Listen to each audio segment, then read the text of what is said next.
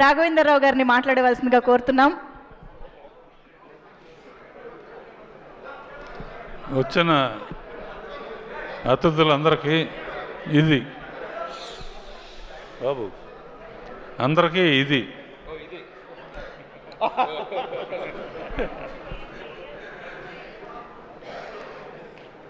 ఇది ఎలా ఉందంటే సంక్రాంతి సినిమా అంటున్నారు. సంక్రాంతి ఎస్తో స్టార్ట్ అవుతుంది. Producer Sahu S, Sushmita S, 2 ఎస్సులు కలిస్తే ఎంత సూపర్ హిట్గా కాకుండా ఏమవుతుంది? అండ్ చిన్నప్పటి నుంచి చూస్తున్నా సుస్మితని. ఇటువంటి పెద్ద హిట్ రావటం అమ్మా నీ బాధ్యత ఇంకా బాగా పెరిగింది. సాహో నీకు కూడా, అండ్ మీ ఫాదర్ని కూడా అడిగాను చెప్పు. చిరంజీవి గురించి ఏం చెప్తాను నేను? నాకన్నా చిన్నవాడు అయినా బాబాయ్ అని పిలుస్తాను. చిన్నప్పటి నుంచి అల్లు రామలింగ గారు కానీ ఆ రోజుల నుంచి ఒక కుటుంబంగా పెరిగాం. మెయిన్ క్రెడిట్ నాకేంటంటే స్వర్గీయ ఎన్టీ రామారావు గారితో 12 సినిమాలు చేస్తే నేను బాబాయ్తో 14 సినిమాలు చేశాను.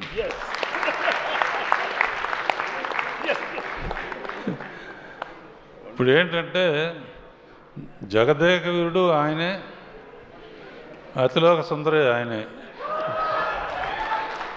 అంటే హీరోయిన్ లేకపోయినా ఆయన ఒట్టి ఫోజులతోనే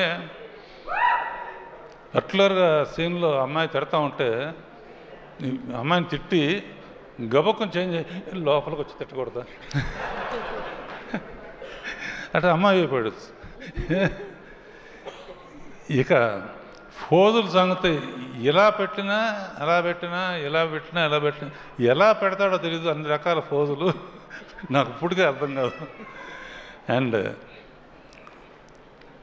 ఒక విత్తనం నాటితే మర్రి చెట్టు అవుతుంది, యాపిల్ చెట్టు అవుతుంది. నేను ఒక విత్తనం నాటాను వీళ్ళిద్దరి మధ్య. బాబాయ్ అనిల్తో ఓ సినిమా చేయాలి నువ్వు అని ఒక చిన్న విత్తనం నాటాను. యాపిల్ చెట్టు వస్తుంది అనుకున్నాను, కానీ వటవృక్షం అయిపోయి మర్రి చెట్టు అయిపోయింది. మరి ఎంతమంది నీళ్లు పోసారో, అమృతం పోసారో ఏం తెలుసు. అండ్ యూ డిజర్వ్ ఇట్ బాబాయ్. ముఖ్యంగా మా వెంకీ, ఇతని ಏನಪ್ಪ ಏನು ಇದು మాదిరి వెంకీ గౌడ్ ఎల్లిన బందిరి అంటే కన్నడంలో మొదలుపెట్టి నువ్వు కూడా ఎండ్లో జాయిన్ అవ్వటం అనేది సినిమా దుమ్ము దులపటానికి కారణమైంది. అండ్ ఎంటర్టైన్మెంట్ మీ ఇద్దరు కలిసి పోటీ పడి చేశారంటే అంటాం అంటాం. నాకు ఇందాక కారు అనిల్ ఇచ్చారే, అనిల్ ఏ సినిమాకైనా సరే ఇప్పుడు వరకు నేను అన్ని సినిమాలకి షీల్డ్స్ ఇవ్వడానికో దీనికి వస్తూ ఉంటాను. వాళ్ళు ఊరు వెళ్ళాను, ఇందాక చెప్పాను. నాకేం గుర్తుకొచ్చిందంటే అప్పుడు అడవి రాముడు అయిన తర్వాత నేను ఫస్ట్ కారు కొంటే అన్నగారి దగ్గర తీసుకెళ్ళిన, షూటింగ్లో ఉన్నారు. నేను పక్కన కూర్చున్నాను, ఆయన తోలారు.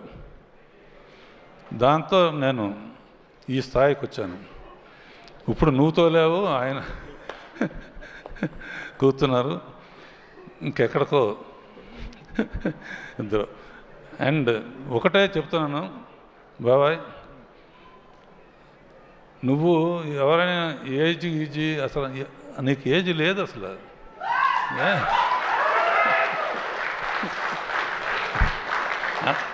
అందరూ నన్ను అడుగుతారు, మా ఇంట్లో వాళ్ళు కానీ బయట అందరు కానీ, ఏంటి చిరంజీవి రహస్యం ఏంటి? ఒకే మాట చెప్తాను, జరిగిన విషయం. సరిగ్గా 30 years బ్యాక్ దగ్గర ఇందిరా సినిమాలో ఒక సాంగ్ వేణు బిట్టుంటుంది. నేను ఏదో ఊరు వెళ్తున్నాను, ఫ్లైట్కి టైం అయింది. ఎయిటింగ్ రూమ్లో ఆ సాంగ్ చూడమని దత్తు గారును వాళ్ళు కవర్ చేశారు. టైం లేదంటే ఆ ఒక్క సాంగ్ చూసేవాళ్ళు. ఆ ఒక్క సాంగ్ చూశాను. ఫ్లైట్ కానీ లేకపోతే తిన్నగా ఇంటికి వెళ్ళిపోయామండి. ఫోన్లో చెప్పాను, నీలాగా డ్యాన్స్ చేసేవాడికి ఎవ్వరు పుట్టడం అని.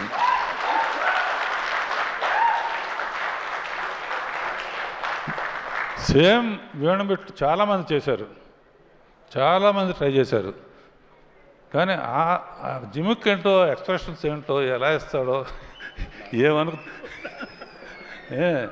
అలా 30 years బ్యాక్ ఎలా చేసావో ఇప్పుడు కూడా ప్రతి మూమెంటు, ప్రతి ఇది. అండ్ అనిల్ ఇక చెప్పడానికి అవసరం లేదు కామెడీకి.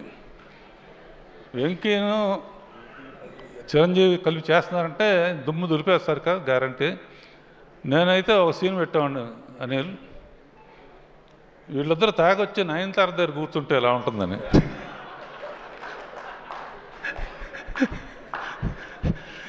సరే, జరిగింది జరిగిపోయింది. సంక్రాంతికి నిజంగా యాక్చువల్గా ఏంటంటే సంక్రాంతి టైంకి ఇండస్ట్రీ చాలా డల్గా ఉంది. డల్గా ఉన్నప్పుడు ఇండస్ట్రీ గబుక్కున హనుమంతుడు అందరూ దెబ్బతిని కినబడిపోతే అనిల్ సైగ చేశాడు. చిరంజీవి వెళ్ళి సంజీవిని తీసుకొచ్చి మొత్తం ఇండస్ట్రీని బతికించాడు. అండ్ ఇది ఫ్యాక్టు. అనదర్ థింగ్, పోయిన పిక్చరు సంక్రాంతికి వస్తున్నప్పుడు భీమ్స్కి చెప్పాను, భీమ్స్ గుర్తుంది కదా, మాట నిలబెట్టావు. అండ్ నువ్వు కూడా సూపర్ స్టార్ మ్యూజిక్ డైరెక్టర్తో ten ten ten ten ten ten ten ten వదిలిపెట్టలేదు. Okay, all the best Saaho and everybody. బాబాయ్, వెంకీ. థ్యాంక్ కారు జాగ్రత్త. నేను అనిల్ గారు ఒక్కసారి ప్లీజ్. నేను ఇందాక